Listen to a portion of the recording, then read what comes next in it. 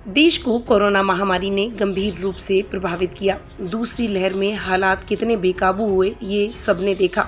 दुनिया भर में कोरोना संक्रमण के मामले में भारत दूसरे स्थान पर और संक्रमितों की मौत के मामले में तीसरे स्थान पर है। गौरतलब है कि भारत सरकार पर यह आरोप लग रहे हैं कि कोविड से हुई मौतों को उसने छुपाया है। केंद्रीय स्वास्थ्य मंत्री मनसुख मंडाविया का कहना है कि कोविड से हुई मौतें राज्य दर्ज करते हैं। केंद्र सरकार कभी किसी राज्य को कम मामले दर्ज करने के लिए नहीं कहती।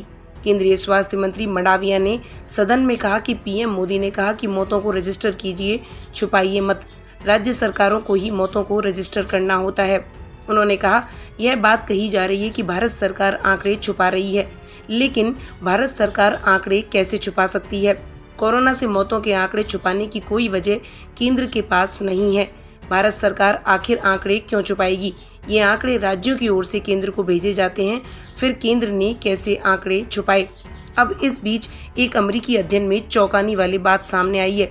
इस नए अध्ययन में दावा किया गया है कि भारत में कोरोना से 34 से 49 लाख लोगों की मौत हुई है। यह संख्या भारत सरकार के आंकड़ों से 10 गुना से भी ज्यादा है। रिपोर्ट को तैयार करने वालों में 4 साल प्रधानमंत्री नरेंद्र मोदी के मुख्य आर्थिक सलाहकार रहे अरविंद सुब्रमण्यम भी शामिल हैं।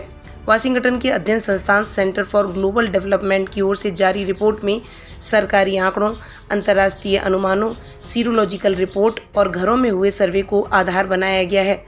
इस अध्ययन में अरविंद सुब्रमण्यम, अभिषेक आनंद और जस्टिन सेंडफर शामिल हैं। इनका कहना है कि यह संख्या काफ़ी ज़्यादा है।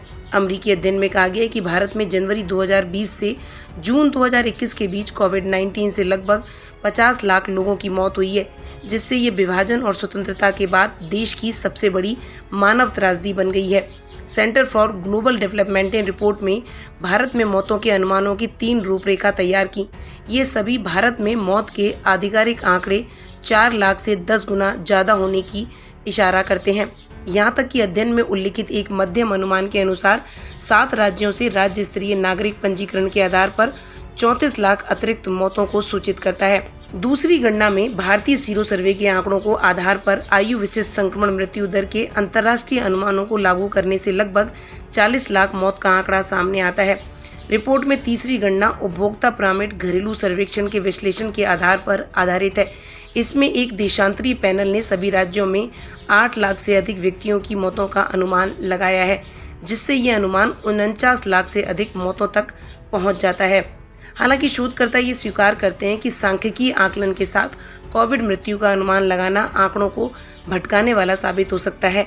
रिपोर्ट में कहा गया है कि मौत का आंकड़ा आधिकारिक गणना से अधिक परिणाम का एक क्रम होने की संभावना है और सैकड़ों हजारों की बजाय अब तक लाखों लोग मर गए होंगे। रिपोर्ट में दावा किया गया है कि पहली लहर अनुमान से ज़्यादा घातक थी। दूसरी लहर में हजारों लोग ऑक्सीजन, बेड और टीकों की कमी से मारे गए, लेकिन मार्च 2020 से फरवरी 2021 के दौरान महामारी की पहली लहर के आंकड़ों को वास्तविक समय में इकट्ठा ही नहीं किया गया और ऐसे में संभव है कि उस दौरान जितने लोग मारे गए वो कहीं उस संख्या से ज़्यादा होंगे जो संख्या सरकार बताती है।